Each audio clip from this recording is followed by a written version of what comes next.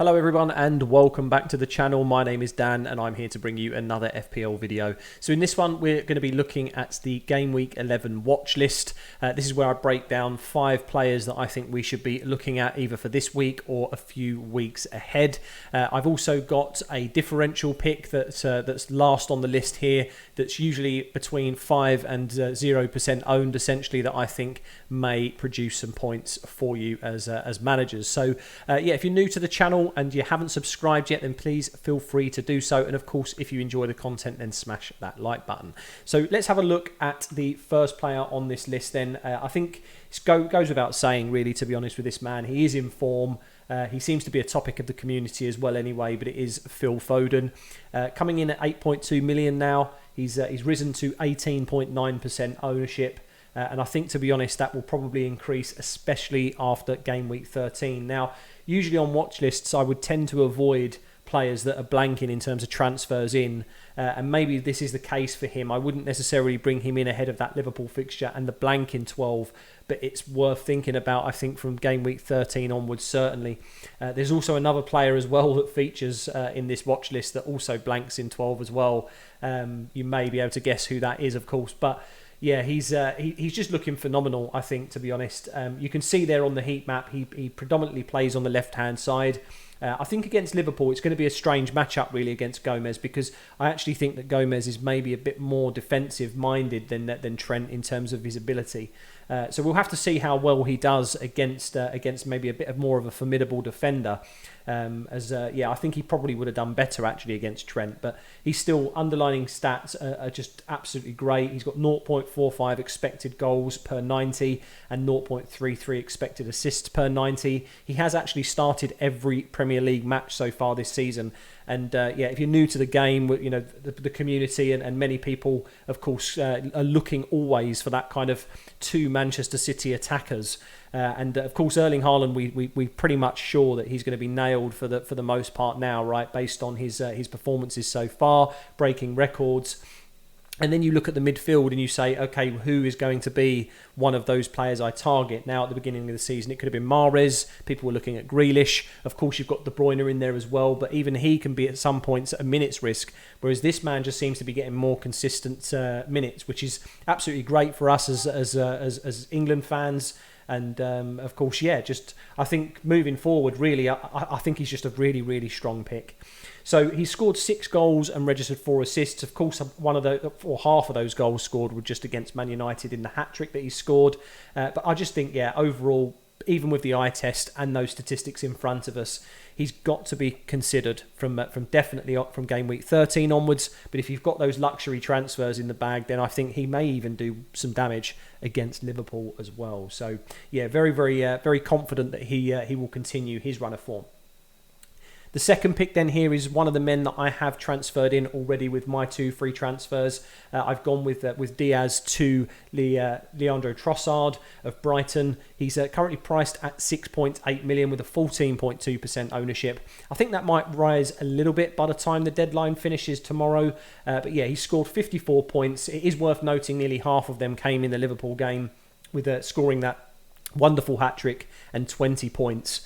But I just think, yeah, against the Brentford side coming up next in Game Week 11 and Forest in Game Week 12, I think the reality is we can probably expect some returns from this man. He's pretty much playing almost as a second striker now to Danny Welbeck.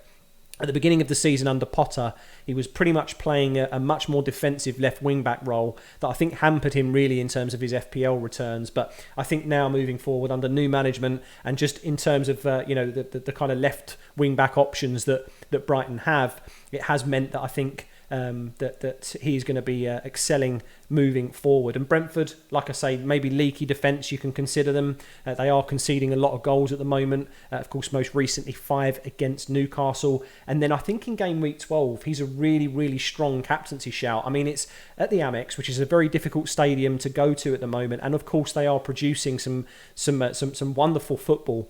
Are Brighton. So I think really he could also come into the mix as Haaland obviously blanks, and I think he can definitely become a captaincy choice as well, which is why I pretty much just, you know, I didn't hesitate to bring him in, to be honest. And I definitely recommend that if you are looking for a mid-price midfielder, at least for these next 2, And like myself, I mean, maybe it doesn't work out like this, but at the moment, my current planning or my current thinking is that he may be just a 2-week placeholder for Martinelli. And I go for Martinelli in game week 13, when, of course, Brighton then play City, Chelsea, of course, Wolves in 15, which is a good fixture. But yeah, I think realistically, the chances are I don't keep him through between now and game week 16, but we will have to wait and see on that. So yeah, I think I'm very happy to have brought him in this week, and I think he's just looking like a really strong pick. So yeah, definitely very happy now to have him in my team.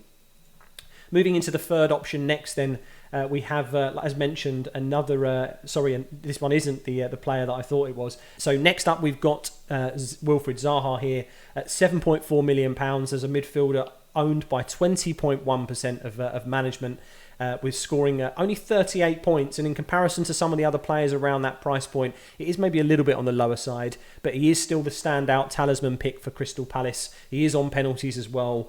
So yeah, an XG of per 90 of 0.48, an XA of per 90 of 0.18. The assists aren't necessarily a massive number, but to register those types of statistics at this price point, it's pretty good. And all you have to do really is just look at the bottom of the screen there with the run-in that he has up until game week 16 almost. Of course, the game week 16 fixture isn't included here, but Leicester away, Wolves at home, Everton away, Southampton at home and West Ham away, all of those teams really have conceded a considerable amount of goals. So you would expect that this man, as the talisman pick, and of course, again, as that kind of consistent, he's a penalty taker. He's definitely one of the most creative players that Palace have.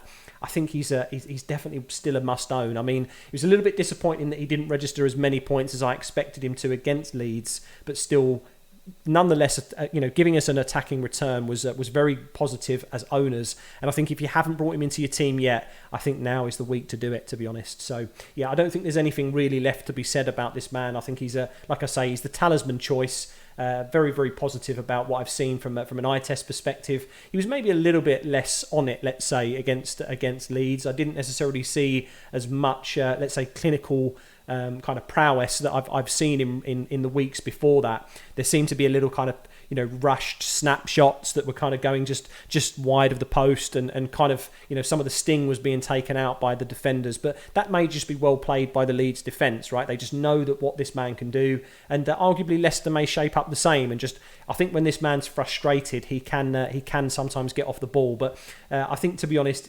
just long term over these next 5 weeks, he makes sense as a purchase for me.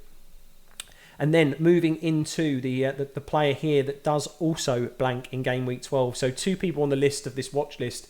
Like I say, it's kind of strange really for me to maybe be recommending players that aren't playing in a fixture in over the next few game weeks. But to be honest, I just think you can't look past this man at 6.6 million.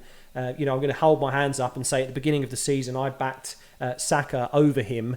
A lot of managers went with both of them. Some managers just went with Martinelli, and I really did underestimate the value that this man provides. Of course, we now know Saka's more than likely going to be on penalties, but then if Martinelli wins one, there could be some anticipation that he still takes the ones he wins. So that's very likely. If we just have a look at the heat map below me, you can see how much distance he gets in the box. It's quite a fair way from the line, essentially. So any tackles in around that area there that are late, of course, this man's probably going to be winning a penalty or two. And all you have to do again is just look at these fixtures. I mean, Leeds, if I could have gone backwards and put someone different in the wild card, I think, to be honest, I would have hands down been choosing Martinelli even over the likes of someone like Sterling, that's nearly £4 million more expensive. With a game like Leeds coming up and 47.4% ownership, he's somebody that I am very, very afraid of, to be honest, in terms of damaging the rank. And from game week 13 onwards, as I say, it's another fixture run for both Arsenal and City that are just looking very, very promising.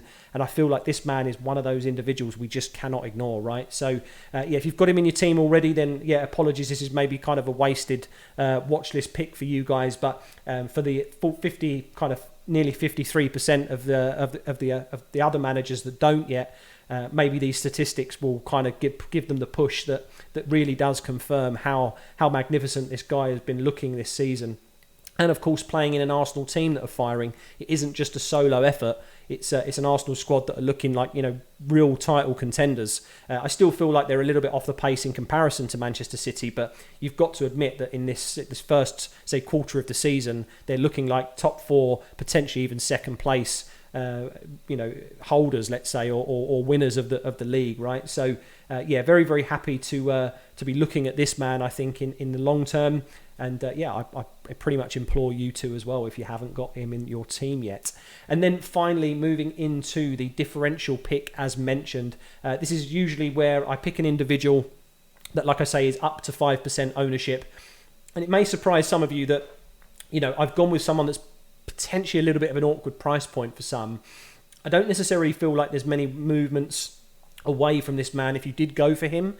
But, let's say the scenario is that you prefer De Bruyne over Foden, you could say then that, someone like maybe Harry Kane as that second kind of premium option, instead of Foden, you go for this man up front, essentially. So you're paying 8 million for the forward line and the 12 plus million for the midfielder, as opposed to the 8 plus million midfielder and the nearly 12 million priced forward, right? So kind of where my thinking was really in terms of why maybe some managers would go for him. And of course, with the news with Diaz being out all the way until post World Cup on Boxing Day, it is pretty likely that I think this man's going to get some more consistent minutes.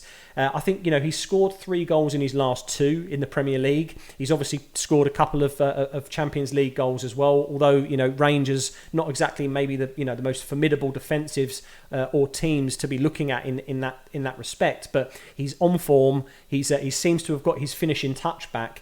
It is also worth noting maybe that against Bournemouth was where he scored 22 of his 53 points, and that was 2 goals and 3 assists. So, a massive haul there, pretty much almost half of his total points. But that being said, if you have a look at his underlying data, when I pulled it up and saw 0.77 of his XG per 90, that's very, very promising. And when we're looking at Liverpool as fixtures from game week 12 onwards, of course, Mo Salah has now just scored a hat-trick, but again, against Rangers. It's not, they're not Real Madrid. They're not somebody that's maybe, as I say, more formidable in the Champions League.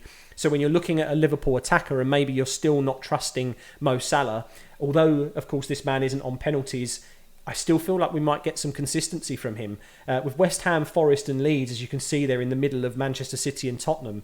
I can definitely see him doing some damage. So I think at 5% ownership, again, if the price point works for the structure of your team, by no means would I say go out of the way to, break your team to get him in. But if you've got someone like Ivan Toney maybe, or even, just looking at a replacement for, say, Mitrovic, and you've got some money in the bank, potentially he could fit the bill, right, for these next few weeks. So I thought I'd bring him in as maybe, like I say, a bit more of a surprising pick, and someone that I think has maybe flown under the radar, definitely from my perspective at least. Until I saw the data, really, I don't think I would have considered him. But I do think with the eye test and, of course, what's in front of us here, it's a justified pick, to be honest. So that's going to wrap up this week's watch list, guys. As I say, I hope you enjoy the content, and if you do, of course, smash that like button below. If you're new to the channel and you do like what you see, then consider subscribing to me. Really helps the channel out, of course. And of course, a massive shout out to everybody that does support and has been supporting the channel so far.